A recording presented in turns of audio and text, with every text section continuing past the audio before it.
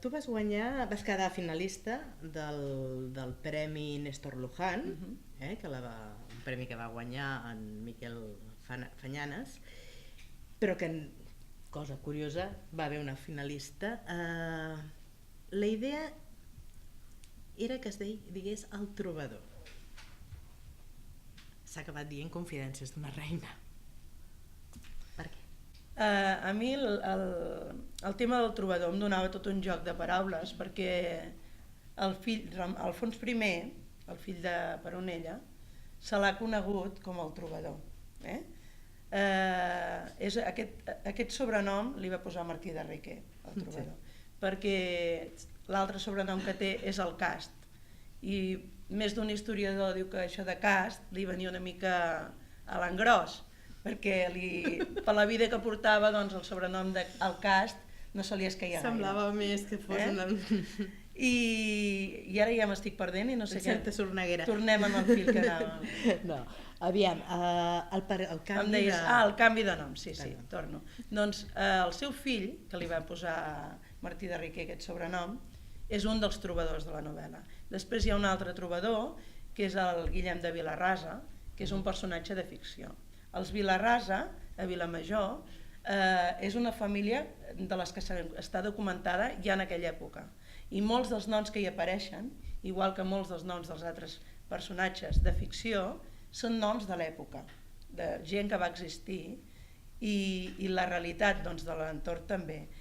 Aquest trobador no sabem que la seva família n'hi hagués cap, però la família Vilarrasa sí que va existir com a tal, i dins de la sagristia de l'església, quan fem la ruta, de fet veiem la làpida dels Vilarrasa, que està dins de l'església actual. I després hi ha un altre trobador, que és el besavi d'Alfons I, el besavi matern, que era el Guillem IX d'Aquitània, que també és conegut com el primer trobador. O sigui, hi ha tot aquest joc. I Alfons I, a part d'haver rebut el sobrenom del trobador, doncs també l'ha rebut perquè ell escrivia poesia. Hi ha documentació. Sí, escrivia poesia. Per això a mi em donava tot aquest joc, però finalment va semblar que era més adient canviar el nom, doncs cap problema, també està bé. Alguns hem sortit guanyant perquè d'alguna manera podem fer aquell ressò i aquella clocadeta d'ull, el que diem de posar i de fixar aquest coneixement femení que sempre ha esdevingut oral i donar-li una mica de llum i d'una vegada per totes fer-la pública i que pugui seguir el seu curs per les properes generacions. Què tal ha estat ser pregonera del poble? Un orgull molt gran, això està clar, perquè jo no és ni la meva aspiració de fer pregons, ni m'ho havia plantejat mai i em va agafar molt per sorpresa. Però la veritat és que des que em van donar el premi i tot ha sigut com molt màgic, en el poble, jo ja m'hi havia sentit sempre perquè és una manera de... M'he sentit molt estimada i molt acollida. Suposo que la gent també li ha fet molta il·lusió de veure el seu poble en una novel·la i tots aquests temes. Llavors, quan m'ho van demanar una mica, jo vaig pensar, no els hi pots dir que no, encara que en aquest moment et fa allò una mica de pensar, vols dir? Però no, ho vaig fer-ho contenta i ho vaig fer orgullosa, vaig fer-ho molt contenta. A més, l'endemà va ser molt bonic, perquè va ser el dia del pregó, va ser el 28 de juny. A continuació del pregó vam fer la primera visita pels racons, que jo ja em vaig relaxar i la visita ja la vaig fer tranquil·la perquè llavors ja estava al meu terreny. I l'endemà vam fer la presentació, que a més era 29 de juny, i la vam fer fora de l'església.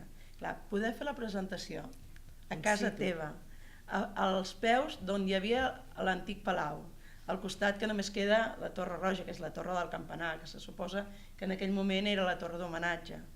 Poder-la fer allà, a més, va venir moltíssima gent, amb un 29 de juny que és el patró del nostre poble. Curiosament, és aquelles coses que jo crec una mica a vegades de la providència i de les casualitats. Causalitats, com diu la Maria Carme. Sí, doncs resulta que la Peronella és nascuda el 29 de juny. El 29 de juny del 1136. Jo, mentre el anava escrivint el llibre, jo ja aquests detalls eren una de les coses que m'anava quedant. A més, el meu pare, que per desgràcia fa uns anys que no el tinc, es deia Pere, no? I jo anava construint la novel·la i quan ja em vaig plantejar, que l'havien llegit uns quants coneguts i així, em van dir, però per què no la presentes, que està molt bé i tot. I em vaig mirar ja bé les bases i tot, i veig, i arribo i dic, data límit d'entrega, 29 de juny. Dic, per favor, 29 de juny, o sigui que el 29 de juny està present en tota la novel·la. A més, el fill de Peronella podria haver nascut a Vilamajor. Podria perquè no està suficientment documentat. Hi ha historiadors que les compren cap a casa i d'altres que les compren cap a Aragó. Jo a la novel·la m'interessava que naixés aquí i llavors l'he comprat cap a casa, com que hi ha les dues fonts. I en quant a l'any... Fins que et demostri el contrari. Clar, exacte. Principi de falsació de Popper. Com que de moment n'hi ha tant a una banda com a l'altra, i després en quant a l'any també vaig pensar... Hi ha una diversitat important entre els que el fan néixer el 1154 i els que el fan néixer el 1157. Jo em vaig basar en la teoria d'un dels últims llibres del Requesens i la Mercè Morales, de contes i reis i contes i conteses i reines de Catalunya, que és del 2011, i el feia néixer en el 57, i a mi m'anava de meravella. Per tant, hi ha proves testimonials de les dues maneres, no està clar. També pot ser el 4 i el 7, si el fas com a ràpid, es podrien confondre. Es poden confondre, exacte. De totes maneres, a les estades es reflecteix alguna cosa de que hagi pogut... A les estades surt anomenada la Dida. A les estades no es diu, no s'anomena al moment del naixement ni res, però se sap, està documentada la Dida. La Dida sí ho és, i clar, evidentment la Dida és una de les figures que més et pot guiar. Sí, la Dida en la novel·la té un pes important, perquè és la Loreto, i suposadament era de Can Clavell, que és una de les cases que quan es fa el recorregut passem per la casa de Can Clavell, i és d'una edat similar, jo l'he fet d'una edat similar a la Peronella, perquè com que d'ella sí que pràcticament només en sabem el nom, l'he construït a la meva manera, està clar. I bé, amb la Dida passen moltes coses, però bàsicament el que passa és una història d'amistat molt important amb la Peronella. I és on s'estableixen aquestes xarxes femenines de recolzament, d'ajut. Suposo que Loreto és la portadora d'aquest coneixement femení de manera natural, que amb ella, a la Peronella, li va quedar estroncat en quedar-se totalment aïllada. D'alguna manera això ens passa avui en dia. La societat avui en dia, a les dones, ens ha esmicolat tota la nostra base i suport en tenir totes que treballar, tota aquesta globalització que ens té diversificades i competint, que ha fet que per una banda tinguem 4 generacions vivint alhora i que mirant totes cap endavant. I potser una de les coses que cal fer i recolzar-nos unes amb l'altres és allò de seure al voltant d'una taula i poder mirar-nos a totes a la cara, i la que té 80 o 110 poder parlar amb la que té 14 i poder dir, ja sé que no et servirà de res, ja sé que no et puc estalviar res, però a la meva vida m'hi he trobat això. I la manera d'afrontar-ho, cadascú pot tirar amb les seves, no? Aviam, nosaltres hem vist ja que tenim tot això molt apamat i molt vinculat al que és el tema de les rutes, que a més ara està molt de moda. Què haig de dir jo, sisplau, que sóc la senyora dels dracs i fem un munt de rutes versades, no tan sols a la ciutat de Barcelona, sinó arreu del territori. Hi ha intrusisme en aquest tema? Suposo com en tots, no? Suposo com en tots, però jo ho he viscut d'una manera totalment... Jo he fet les rutes d'una manera totalment didàctica i per acompanyar, no? Perquè penso que la persona que s'ha llegit el llibre, hi ha gent que ha vingut abans de llegir-lo i hi ha gent que ha vingut després de llegir-lo. Intentem que mentre la ruta no desvetllar segons quins secrets. Perquè clar, si algú no l'ha llegit, sempre els diem, si algú vol, després a part ho acabem de comentar. Però jo penso que la fem conjuntament amb el noi de punt d'informació Es diu? Higini, oi? Sí, i penso que dona aquell plus de que quan tu trepitges i passeges pels llocs, doncs et pots fer molt més la idea, no?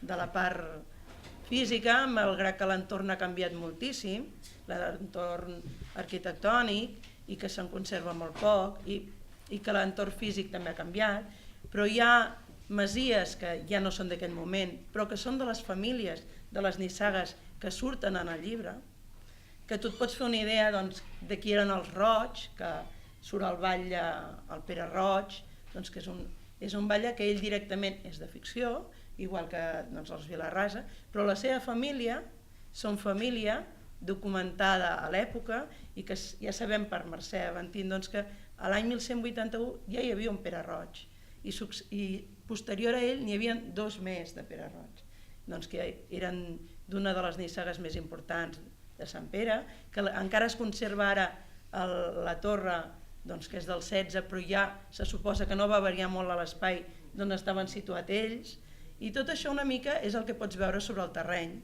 quan et fas la passejada, no? Fer-te una mica la idea de què van poder viure aquella gent en aquell moment. Després ja... Home, no ens hem d'oblidar que el llibre ens aportarà les confidències d'una reina, però la ruta el que ens aportarà són les confidències d'unes pedres, perquè les pedres, no oblidem mai, també ens xerren, i quan tenim l'autor al costat ens fa d'intèrpret, encara millor que millor. I els boscos no parlem de les fustes, perquè els boscos sí que aquests no canvien, amb la seva essència. I la part natural, potser perquè clar, cadascú aporta dins dels llibres el que a ell li interessa i el que a ell li agrada, està clar. Però jo he intentat que la part natural i la part de l'escenari doncs fos molt cuidada en el sentit de que tot va passant en un moment donat. Les estacions van canviant, el cel va canviant, els camps canvien, els boscos canvien, hi ha uns determinats ocells i no hi ha uns altres, hi ha unes determinades plantes i no n'hi ha unes altres. I això una mica és, doncs, perquè són paisatges que tu ja has passejat un munt de vegades, que coneixes les olors que fa el bosc, que coneixes aquell entorn, el coneixes molt. Llavors, a l'hora de transmetre-ho... El que podem dir perfectament és que aquest llibre ha estat escrit mirant per la finestra. De manera que quan tu el llegeixes i mires cap a la finestra veus Sant Pere de Vilamajor, perquè la descripció és fantàstica. Quins són els teus plans pel teu futur literari? Els meus plans, de moment, vaig amb allò que diuen el dia a dia, que és el més interessant. Aquest any, com que tot el que ha vingut després de la novel·la ha estat una sorpresa, i un regal, perquè clar, quan tu no esperes res, penso que és una bona manera d'anar per la vida, tot el que ve és un regal. Llavors tot el que ve és molt, i ho vius com molt bé.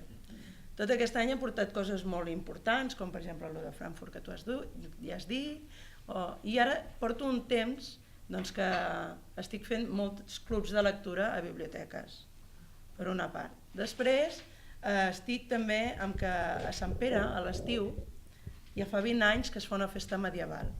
Que ara hi ha una crida per trobar gent i voluntaris. Sí. I resulta que aquesta festa, doncs, com amb totes les festes, fan cicles, no? I es comencen les coses amb molta il·lusió, i després la gent es va cansant i es va cremant, i va venir un dels de l'organització, que també és company meu del centre d'estudis, i em va dir: escolta, tu t'agradaria que adaptéssim una part de la novel·la a la festa? Uau! Sí.